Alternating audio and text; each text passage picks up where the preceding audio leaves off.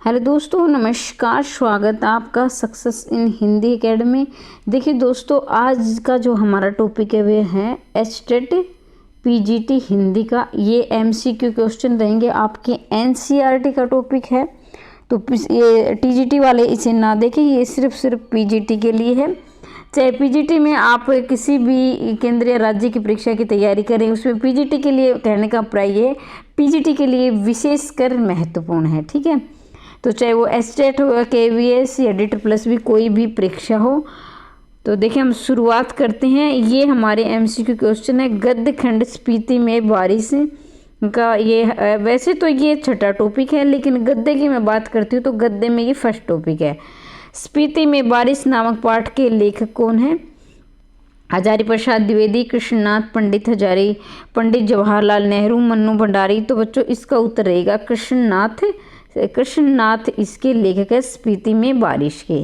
स्पीति नामक स्थान किस प्रदेश का भाग है? हरियाणा का, जम्मू कश्मीर का, हिमाचल का, पंजाब का? तो ये भाग है हिमाचल का। ठीक है, याद रखेंगे। स्पीति किस जिले की तहसील है? कुल्लू की, कांगड़ा की, शिमला की, लाहौल की? तो इसका ऑप्शन नंबर डी लाहौल की तहसील है। केलंग के बादशाह को क्या भय लगा रहता है? काजा के सूबेदार द्वारा अवज्ञा का, बर्फबारी का, मार्ग के बंद होने का, सेना की बगावत का? तो काजा के सूबेदार द्वारा अवज्ञा का। देखो, जिस अभ्यर्थी ने इस पाठ को पढ़ा है, इस यात्रा वृत्तांत को पढ़ा है, तो वो तो अच्छी प्रकार से कर लेगा।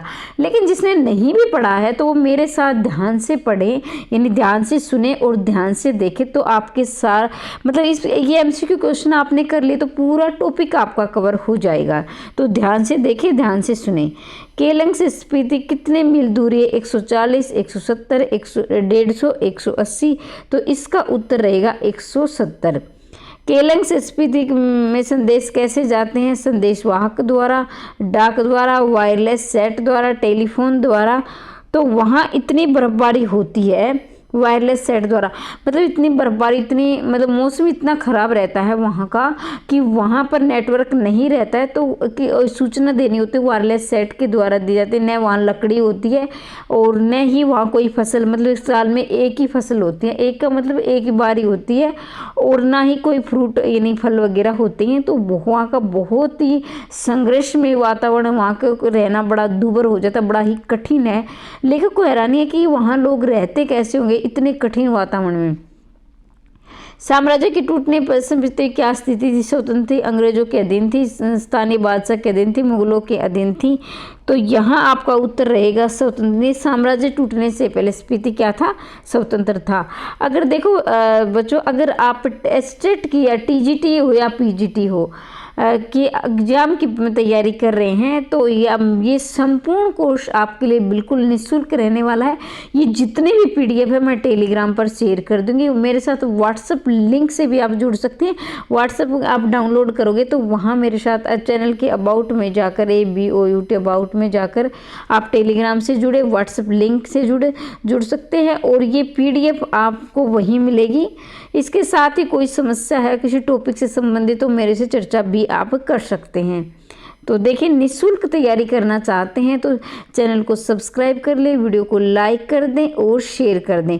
अगर आप सब्सक्राइब कर लोगे तो जब भी मैं वीडियो डालूंगी उचित समय पर आप तक पहुंच जाएगी। ठीक है, आप वीडियो देखते हो लेकिन सब्सक्राइब करने में पता नहीं क्यों कंजूसी करते हो। सब कुछ निःशुल्क मिल रहा है, और सब्सक्राइब करने में आपका कुछ जाता भी नहीं है कि आपके पैसे लगेंगे, ऐसा कुछ नहीं है, बिल्कुल निःशुल्क। और ये वीडियो जितनी भी करवा रही, अगर वो देख ली तो आसानी से आप एचटेट निकाल जाओगे। बड़ा मुश्किल नहीं है, अभ्यास करने से ही मुश्किलें आसान होती हैं। तो देखिए, आगे बढ़ते हैं। लेखक के अनुसार स्पीति की रक्षा कौन करता है? आप देखो, इतना मतलब कठिन वातावरण है वहाँ का, न लकड़ी है, न ही वहाँ धूप निकलती है, न ही वहाँ बारिश भी बहुत न के बराबर होती है, न खाने पीने को। तो मतलब वहाँ की रक्षा कौन करता है भाई? हमारे बहुत कम जनसंख्या है, तो इधर उधर का जो है भाई बादशाह है वहाँ, उस समय, मैं आज की बात नहीं कर रही हूँ, उस समय की बात कर रही हूँ कि उस समय तो राजा महाराजा एक दूसरे पर आक्रमण करते रहते थे। तो वहाँ देखें उसकी भौगोलिक स्थिति बादशाह, वहाँ के लोग, वहाँ के पशु, तो उसकी भौगोलिक स्थिति क्या है, उसकी रक्षा करती है। अब आपके मन में सवाल होगा कि भौगोलिक स्थिति कैसे रक्षा करते हैं? तो भौगोलिक स्थिति इसलिए रक्षा करते हैं कि वहाँ इतनी बर्फबारी होती है कि वहाँ के लोगों का रहना, मतलब इतनी ठंड होती है वहाँ के लोगों का रहना दूभर हो जाता है। तो भाई पहली बात तो वहाँ आना कौन पसंद करेगा जहाँ रहना आसान नहीं होता है। दूसरी बात, अगर कोई आ भी जाएगा तो फिर वहाँ की इतनी पहाड़ी इलाका है, मतलब बहुत ज़्यादा पहाड़ है और पहाड़ों पे बर्फबारी होती है, तो अपनी जान जोखिम में कौन डालेगा। तो इसलिए भौगोलिक स्थिति के कारण वहाँ लोग आना भी पसंद नहीं करते हैं। स्पीति किस राजा ने आक्रमण किया? स्पीति पर किस राजा ने आक्रमण? शक्ति सिंह ने, जोरावर सिंह ने, लहला सिंह ने, मेवा सिंह ने। तो स्पीति पर आक्रमण किया था जोरावर सिंह ने। अब आपके मतलब कि वहाँ आप कंफ्यूज हो सकते हो। यहाँ तो आपको बहुत सारे बर्थे ऐसे होते हैं कि मैम यहाँ तो याद हो जाता, पता नहीं एग्जाम में क्या होता है, भूल जाते हो। तो वहाँ मैं थोड़ी बहुत ट्रिक बताती हुई चलूँगी। देखो, जिस इंसान में जोर होगा, ताकत होगी, वही आक्रमण करेगा। अब जिसमें ताकत ही नहीं है वो कहाँ आक्रमण करेगा? तो ठीक है, जोरावर, यानी इसमें जोर है इसलिए उसने आक्रमण कर दिया। हालांकि इस नाम से कोई लेना देना नहीं है। आप जैसे कोई सीरियल देखते हो ना, इसका उद्देश्य सिर्फ मनोरंजन करवाना, वास्तविकता से कोई लेना देना नहीं है। तो उसी प्रकार है, मेरा उद्देश्य आपको एस्टेट निकलवाना है, वो आप किसी तरह से निकालें, मतलब कि आप फिर बाकी ज्ञान आगे लेते लेना, अपने पहले एस्टेट के 90 नंबर कंप्लीट करो। लेखक के अनुसार स्पीति का क्षेत्रफल कितने वर्ग मील है? यहाँ आप ध्यान रखेंगे, वर्ग मील है, किलोमीटर है। ये वैसे तो आपको लिखना नहीं है क्योंकि आपको वहाँ विकल्प मिलेंगे। ये समस्या तो HPSC PGT की जो तैयारी कर रहे हैं वो सब्जेक्टिव के उनके साथ है, आप के साथ ऐसी समस्या नहीं है, वहाँ आपको लिखा मिलेगा वर्ग मील क्या है। लेकिन आप आगे की परीक्षा भी तो देनी है, तो इसलिए आप ध्यान से भी तैयारी करते हुए चलें। 155 वर्ग किलोमीटर यानी 5155 वर्ग मील, 3150 वर्ग मील, 2155 वर्ग मील, 1455 वर्ग मील। तो ये आपका रहेगा ऑप्शन नंबर सी रहेगा, 2155 वर्ग मील। 1971 में स्पीति की जनसंख्या कितनी थी? 3632, 5198, 6910, 7196। तो स्पीति की जनसंख्या थी, ध्यान रखेंगे ऑप्शन नंबर डी, 7196। 1971 में स्पीति की जनसंख्या कितनी थी? 7196। सन 1896 में अंग्रेजों को, माफ़ कीजिए, सन 1846 है, ये 96 नहीं, ये 4 है, 9 नहीं है। 1840 में अंग्रेजों को लाहौल स्पीति का राज्य किस राजा से प्राप्त हुआ था? भी 1846 को अंग्रेजों को लाहौल स्पीति प्राप्त हुआ था। उससे पहले ये किसके पास था, किस राजा के पास था? याद रखेंगे, राजा गुलाब सिंह, औरंगजेब, महाराणा प्रताप, महाराणा रणजीत सिंह। तो इसका उत्तर रहेगा महाराजा गुलाब सिंह। ये पाठ है सभी पाठों से थोड़ा सा मुश्किल है, हालांकि मुश्किल ये वो नहीं है, लेकिन थोड़ा सा इसलिए बता रही हूँ क्योंकि इस पाठ में ज़्यादातर आंकड़े दिए गए हैं।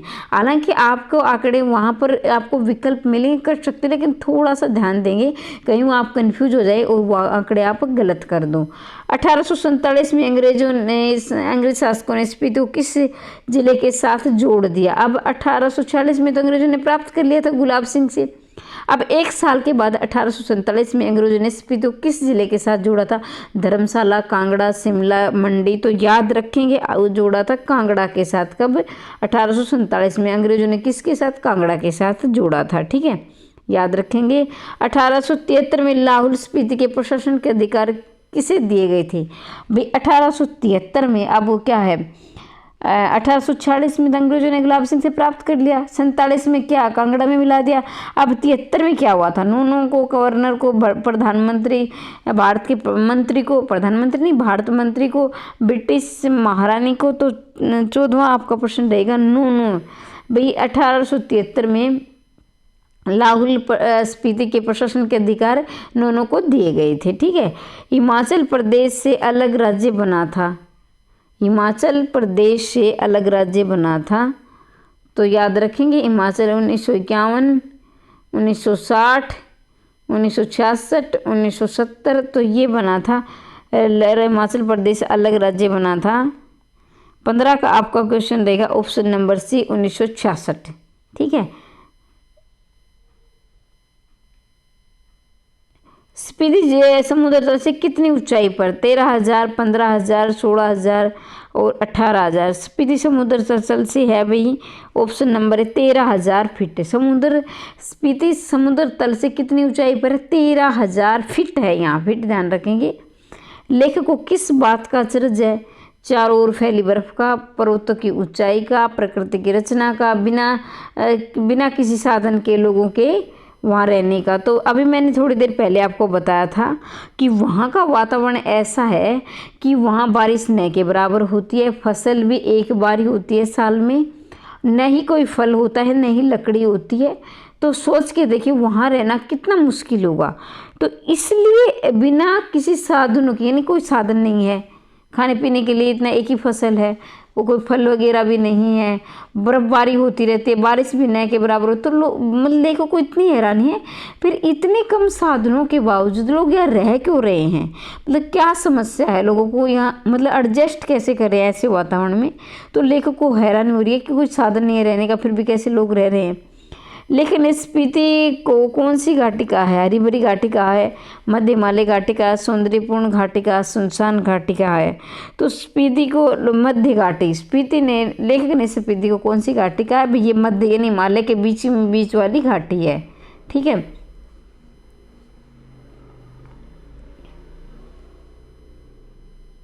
स्पीति के पूर्व में कौन सा देश स्थित है? नेपाल है, पाकिस्तान है, तिब्बत है, बर्मा है। तो स्पीति के पूर्व में तिब्बत है, यानी पूर्व पश्चिम, ये उत्तर दक्षिण ऐसे होते हैं ना, पूर्व पश्चिम, पूर्व पश्चिम उत्तर, ऊपर की ओर उत्तर है, ये दक्षिण है, ये पूर्व है, ये पश्चिम है। ठीक है, उत्तर की ओर क्या है? दक्षिण है, न उत्तर है ऊपर की ओर। तो ये आप याद रखेंगे। तो स्पीति के पूर्व इधर कौन सा देश है? स्पीति के पूर्व में इधर, मतलब इधर कौन है? नेपाल है, पाकिस्तान है, तिब्बत है, बर्मा है। तो याद रखेंगे तिब्बत है। इधर कौन सा देश है स्पीति के पूर्व में? तिब्बत है। लेकिन किसके अहंकार को चूर कर देना चाहता है? अपने को, समाज के, बादल के, हिमालय की चोटियों की।